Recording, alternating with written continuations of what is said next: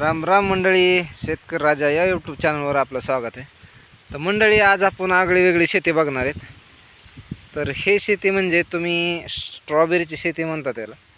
स्ट्रॉबेरीची शेती म्हणलं की आपल्याला महाबळेश्वर पहिल्यांदा आठवतं. तर तशा प्रकारची शेती बीडसारख्या दुष्काळी भागामध्ये होऊ शकते. हे आपल्या जवळच एक शेतकरी आहेत, सारकवाडीचे शेतकरी आहेत, वनवे म्हणून. तर त्यांनी हे शक्य करून दाखवलेलं आहे. एकदम हिरवेगार तेजदार एकदम झाडं आहेत बघा, रोपं सगळे. आणि उत्पन्न सध्या चालू झालेलं आहे ह्यांचं. हे दुसरा बहार आहे ना तुमचा? ओके, दुसरा बहार घेतलेला आहे ह्यांनी. पहिल्या वर्षी पण सक्सेस करून दाखवलं आणि दुसऱ्या वर्षी पण चांगल्या प्रकारे मेहनत घेतल्यावर बघा फुलं वगैरे चालूच आहेत. चांगल्या प्रकारे जेव्हा मेहनत घेतो माणूस त्यावेळेस फळं भेटतंच. आणि अशक्य ही गोष्ट जवळपास, कारण त्याला थंड वातावरण लागतं. ज्यावेळेस तुम्ही महाबळेश्वर किंवा वाईला जातात, स्पेशल स्ट्रॉबेरीच्या शेतामध्ये जाऊन तुम्ही तिथं स्ट्रॉबेरी खाल्ल्याच असतील. तर ह्याचा आनंद तुम्ही आता बीडसारख्या ठिकाणी केज तालुक्यात येऊन घेऊ शकतात. इथं खरेदी करू शकतात, विक्री पण होते इथे शेतातूनच. आणि तुम्हाला खूप माफक दरामध्ये भेटेल. तुम्हाला आता स्ट्रॉबेरी खायला महाबळेश्वरला जायची थोडक्यात गरज पडणार नाही. तर अशा प्रकारे बघा लागवड केलेली. तर तुम्ही कुठून आणलेत रोप? आपण घरीच तयार केले. सगळे घरी रोपं तयार केले त्यांनी.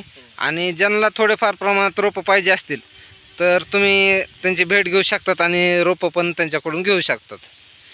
तर ह्याची लागवड कशी करायची वगैरे हे अशी बेडवरच करावं लागेल का लागवड? बरं, ह्याला रोग काय येतात का असे? रोग येतो. हां, म्हणजे रेग्युलर जे आपल्या माळव्याला भाजीपाल्याला फवारण्या असतात 4 दिवसाला 8 दिवसाला फवारणी लागते. एक 8 दिवसाला 4 दिवसाला आपले फक्त म्हणजे बुरशीनाशक कीटकनाशक असंच काहीतरी फवारण्या. आळी पट्टी ह्याच्यावर एका बाबा. हां हां हां आळीसाठी औषध आहे. हां हां. तर अशा प्रकारचे फवारण्या करायच्या. ह्याच्यामध्ये एकच कलर येतो ना? हे लालच का वेगळ्या कलरच्या पण असतात, पिवळ्या वगैरे अशा काही? लालच कलरला बाजारातून मागणी थोडक्यात. तर छान प्रकारे प्लॉट जमलेला आहे ह्याला मस्तपैकी. बरं, आणि पाणी ह्याला कसं किती दिवसाला सोडायचं का रेग्युलर पाणी द्यायचं ह्याला? रोज रोज तासभर लागतो. आणि मध्ये तण कसल्या प्रकारे होऊ दिलेलं नाही यांनी, तेवढं एक चांगल्या प्रकारे सांभाळलं ना तर मस्त प्रकारे. तर ह्याची लागवड कधी केलेली एकदा सांगा बरं. लागवड ह्याला गणपतीच्या पिरियडला करावं लागतं. गणपतीच्या टायमाला लागवड करायची. 6 महिन्याचं पीक आहे. किती महिन्यात चालू होतं पीक? 3 महिने लागते. 3 महिन्यात पीक चालू झालेलं आहे ह्यांचं बघा, म्हणजे विक्रीला चालू झालेलं आहे.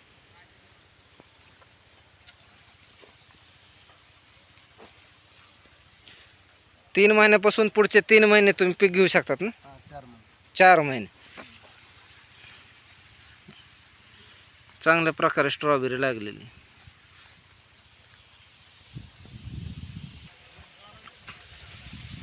तर मंडळी, अशा प्रकारे तुम्ही पण स्ट्रॉबेरीची शेती करायची असेल तर त्यांना भेट देऊ शकता.